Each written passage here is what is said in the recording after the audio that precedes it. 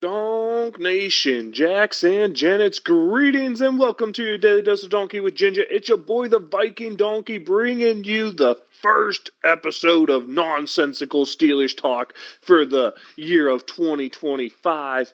It's just me this week. We'll get Laskers and Gingy in periodically through here. I thought we'd do things a little different this year. Obviously, we'll talk Steelers news, which right now is just a bunch of people saying their rumors so that they can get clicks on the website. So we really won't focus on that.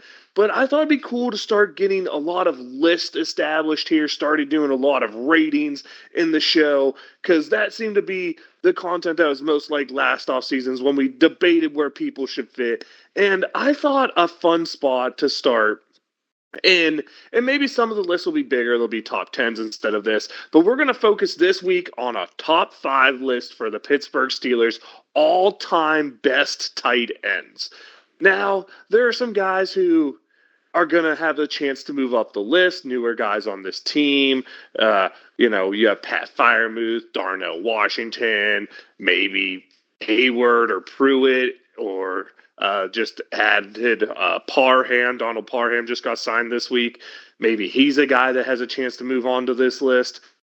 So we'll keep it going. We'll keep it quick. It should be a nice short one here, and it's definitely going to be absolutely nonsensical, as you're just going to get the inner ramblings of my head. If any of the audio cuts out here, I'm sorry. Internet's being a little weird, but we'll try our best to make sure we get you the whole list in its entirety, starting with honorable mentions.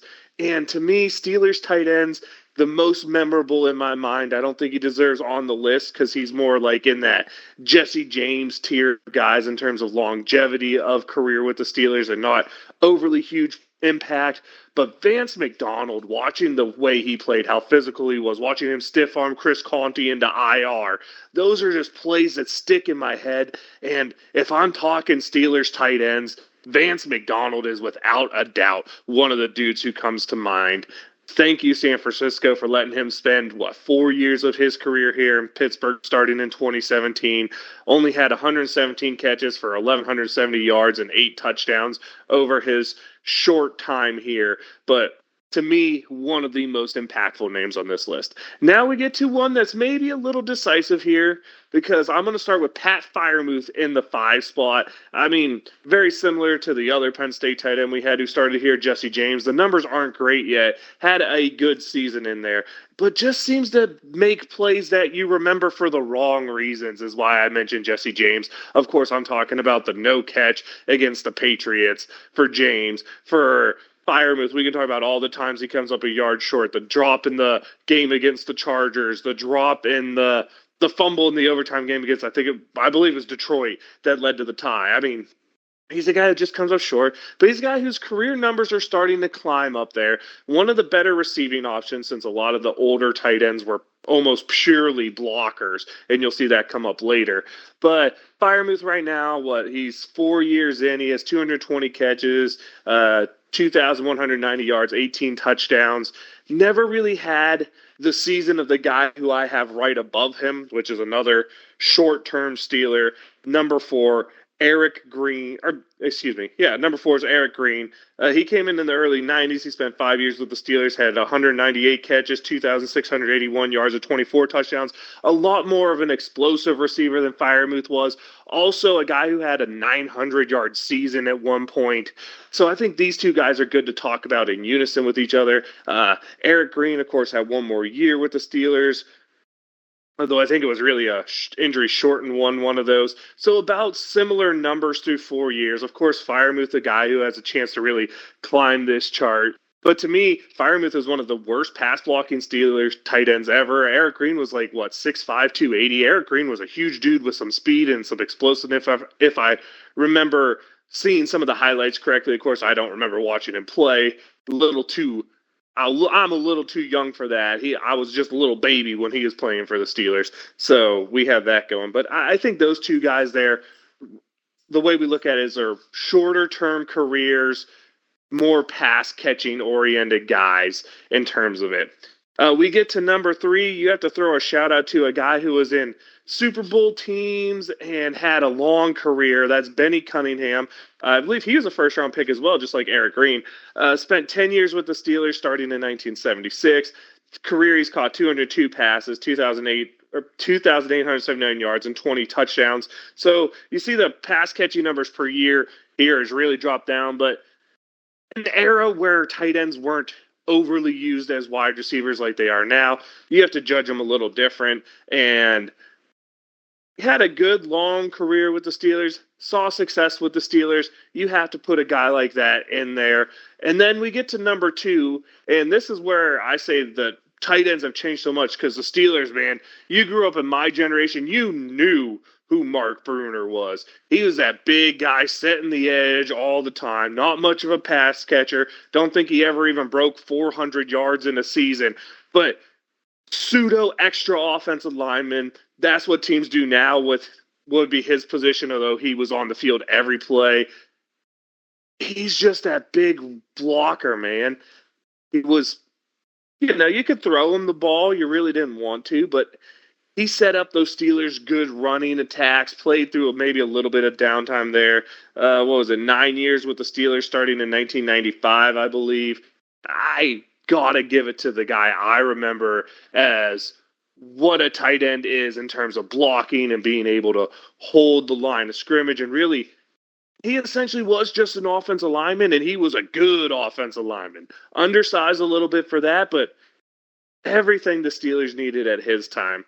He comes in at number 2, best blocking one. And you'll see these top 3 guys are guys with longevity. There were some other longevity Steelers that didn't make the list because really you look at the stats impact and that thing, it really didn't seem like they were big time players. But of course, the best tight end in Pittsburgh Steelers history, without a doubt, is Heath Miller, man. I mean, we even tried to chant poor Firemouth into being Heath Miller. That's how good he was. Heath Miller, first round pick out of Virginia. Great blocker, great catcher. That safety blanket for Ben over the middle, sure-handed. He was everything you wanted in a tight end in the mid-2000s. I mean, drafted, 2005, spent 11 years with the Steelers. Everything you could possibly want was Heath Miller. Sure-handed, great blocking, ran his routes, new assignments.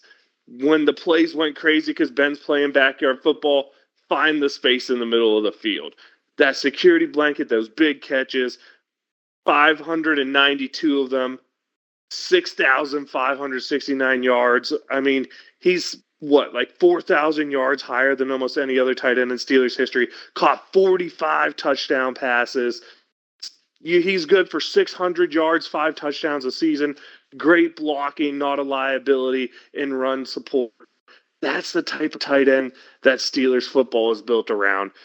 And he has to be number 1 on the list. I mean, when everyone heard we're ranking tight ends, that definitely has to be number 1.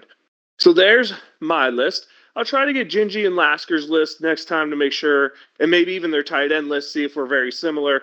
And we can compare. When Gingy and Laskers get here on the show, we'll actually debate a Donk Nation rating, and that's where we'll put them. Let me know your guys' ratings, where I messed up, who I missed, who I put too high, who I put too low. If there should be some kind of crazy criteria that you want involved, we'll see what we can do. But I think that's a good way to start. I think that keeps it nonsensical. Of course, we're going to talk Steelers stuff. We're going to talk crazy stuff. Not all these lists are going to be player grouping lists. You might see, I don't know, a favorite show you've seen at Steelers game, a favorite thing you do at Steelers game, your favorite part of Acrisure Stadium or Heinz Field or Three River Stadium. We're going to do some crazy stuff. We're going to definitely keep it there. But I wanted to keep it short, sweet this first week of Nonsensical. Remind everybody what happens when it gets nonsensical. It doesn't have to be serious football talk. It can be fun stuff. It can be lists. It can be the crazy things you remember. For me, I wanted to start with tight ends because I wanted to start by being able to mention Vance McDonald because, man, he knocks people into that nonsensical land. And so we're to a time of a shout out. And of course, my shout out's going to be a two-parter. To me, the best tight end in Steeler history. Heath Miller deserves a shout out here when we're talking this list. And of course, my honorable mention, Vance McDonald, deserves a shout out for, those game changing stiff arms, I guess is the way we could call them. So, Donk Nation, Steelers Nation, I am the Viking Donkey. It's Viking _ Donkey on Twitch or Twitter. Your Daily Dose of Donkey with Ginger is the awesome YouTube channel where you get this content.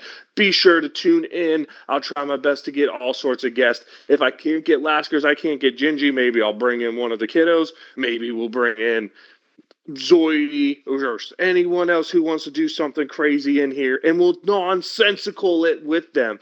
But it's that time. I gotta let you know. Donk Nation, Steeler Nation, I know the flags are away, but it just feels proper to start nonsensical by saying, wave them if you got them. Here we go, Steelers.